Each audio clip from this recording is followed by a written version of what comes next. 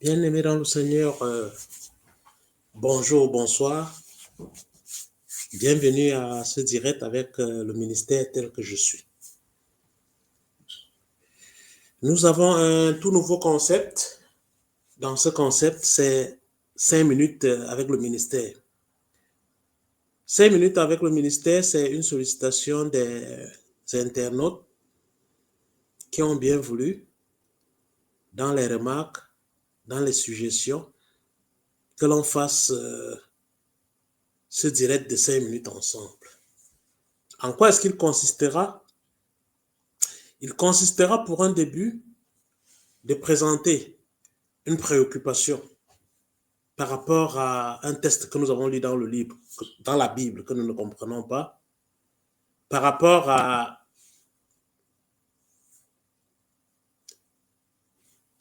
ce qu'il y a dans la Bible et ce que nous vivons tous les jours, par rapport à nos ressentis, s'il y a un texte qui nous touche, s'il y a un texte qui nous parle, s'il y a un texte qui nous crée des préoccupations. Bien-aimés dans le Seigneur, pour la journée d'aujourd'hui, 26 novembre 2025, c'est une question, une préoccupation. La question d'aujourd'hui, c'est celle de savoir si vous avez déjà eu à éprouver, ne fût-ce qu'une seule fois, le silence de Dieu. Le silence de Dieu, qu'est-ce que ça veut dire? Lorsque nous sommes dans une épreuve, lorsque nous sommes dans une difficulté, lorsque nous sommes dans un moment où nous ne comprenons pas grande chose sur ce qui se passe, lorsque nous nous interrogeons, lorsque nous aimerions avoir une réponse face à un événement, il arrive parfois que nous n'ayons aucune réponse. Il arrive parfois que nous ayons un silence total de la part de l'Éternel, puisqu'il est pour les chrétiens en général le point d'appui. Pour illustrer cela, pour permettre aux uns et aux autres de voir de quoi je parle, je prendrai l'exemple du prophète Jérémie et de ce que lui, Jérémie, il a vécu.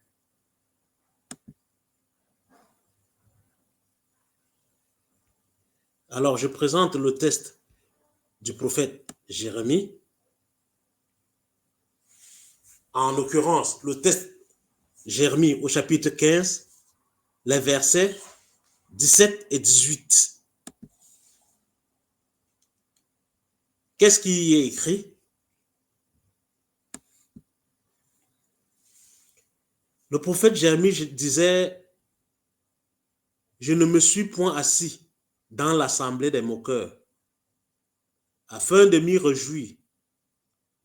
Mais, à cause de ta puissance, je me suis assis solitaire, car tu me remplissais de fureur. Pourquoi ma souffrance est-elle continuelle? Le prophète Jérémie demandait, mais pourquoi est-ce que j'ai cette souffrance qui continue? Avez-vous déjà eu, comme chrétien, à vivre une souffrance qui continue?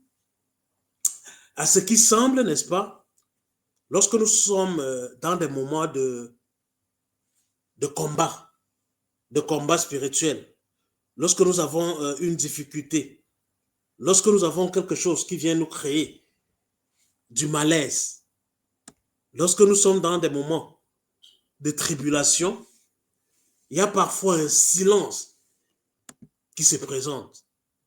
Tout semble silencieux autour de nous. Nous nous tournons vers l'Éternel et nous n'obtenons aucune réponse. Bien-aimés dans le Seigneur, nous allons utiliser le test de prédication de dimanche dernier, ça veut dire le test de dimanche 23 novembre. Nous allons nous inspirer de ce test pour essayer d'interpréter le silence de Dieu, pour essayer de donner une certaine position à ce silence-là que Dieu adopte. Le test de prédication de dimanche dernier, c'était naturellement Luc 23, les versets 35 à 43. Qu'est-ce qu'il y est écrit? Je lis Luc 23, les versets 35 à 43. Le peuple se tenait là et regardait. Les magistrats se moquaient de Jésus, disant, il a sauvé les autres, qu'il se sauve lui-même, s'il est le Christ, l'élu de Dieu. Les soldats aussi se moquaient de lui, s'approchant et lui présentant du vinaigre. Ils disaient, si tu es le roi des Juifs, sauve-toi toi-même. Il y avait au-dessus de lui cette inscription, celui-ci est le roi des Juifs. L'un des malfaiteurs crucifiés l'injuriait, disant, n'es-tu pas le Christ? Sauve-toi toi-même et sauve-nous. Bien-aimés dans le Seigneur, nous n'avons pas fini le test, nous nous sommes arrêtés ici au verset 39 et remarquons une chose, que jusqu'à présent, Jésus n'a dit mot. Quand le peuple qui se tenait là et les magistrats se moquaient de Jésus, ils ont dit ce qu'ils voulaient. Jésus a maintenu le silence. Jésus n'a pas répondu. En deuxième lieu, les soldats aussi se moquaient de Jésus, s'approchant de lui et lui présentant du vinaigre. Jésus n'a pas répondu. Il disait naturellement, si tu es le roi des Juifs, sauve-toi toi-même. Aucune réponse de Jésus, du silence. Il y avait au-dessus de Jésus cette inscription, celui-ci est le roi des Juifs.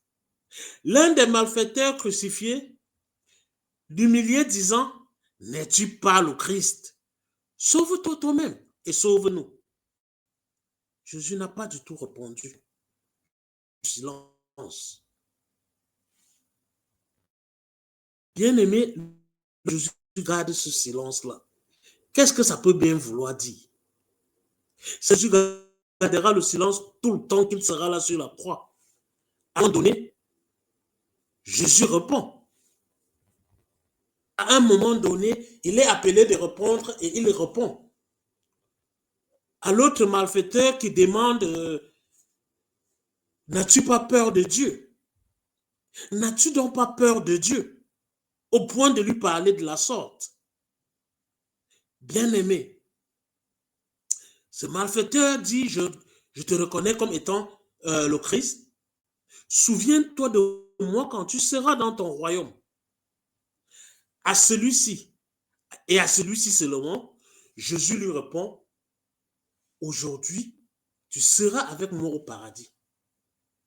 Bien-aimé, l'impression qu'on avait au début, c'est que Jésus resterait toujours muet. C'est qu'il resterait dans le silence.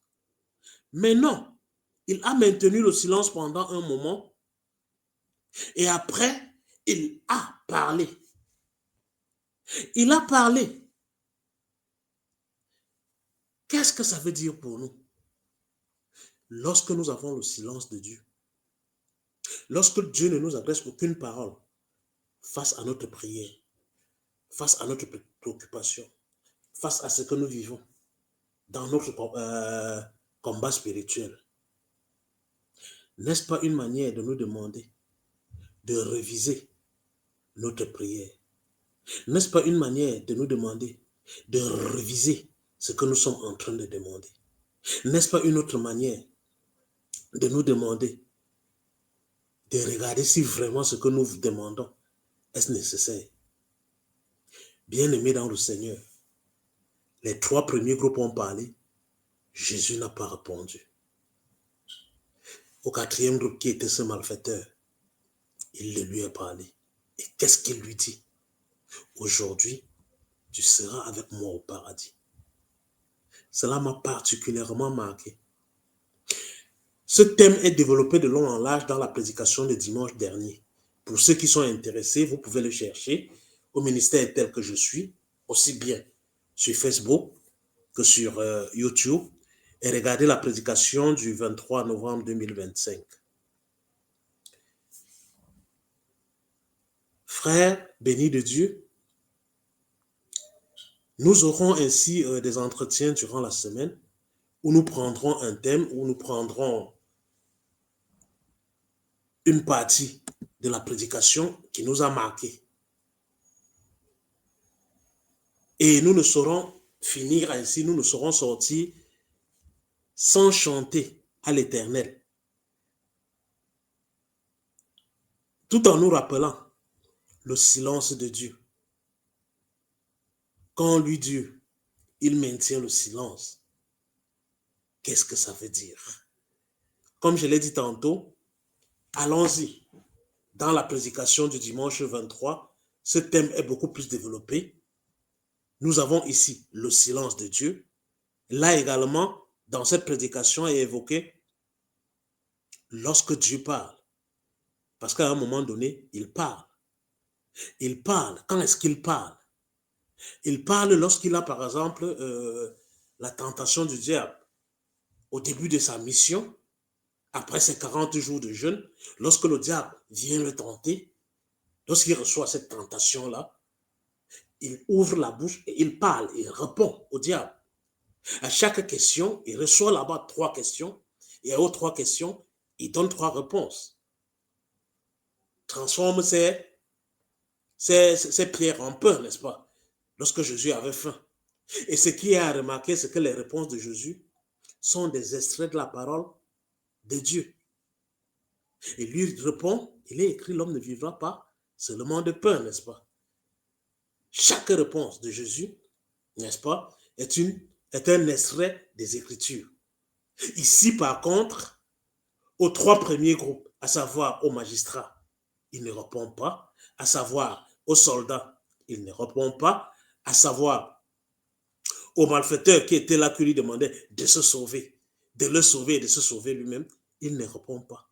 Il ne répond qu'au dernier malfaiteur qu'il le reconnaît comme étant le Christ. Bien-aimé, c'était juste une invitation à réviser notre manière parfois de prier, à réviser notre manière parfois de demander. Le silence de Dieu, c'est un très grand mot. Nous finirons généralement en chantant un chant, en louant celui-là qui nous donne le souffle de vie. Le chant qui a été choisi aujourd'hui est extrait de Alléluia, Alléluia numéro 44-12, de ressembler Jésus.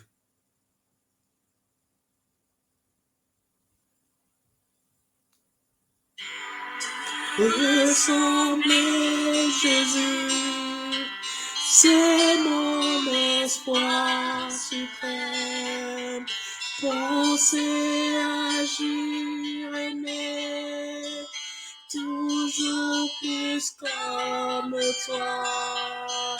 Te ressembler, oh Jésus, c'est mon espoir suprême.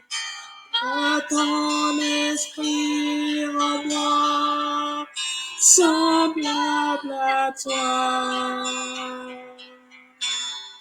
Ressembler au Jésus, c'est mon espoir suprême. Penser, agir, aimer, toujours plus comme toi. Te ressembler au Jésus, c'est mon espoir suprême. Quand ton esprit en moi, semblable à toi.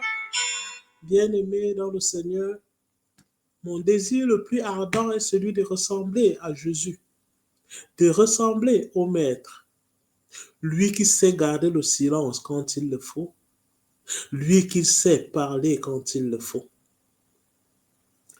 Béni de Dieu, choisi du Très-Haut, apprenons à ressembler à Jésus, qui est notre Maître.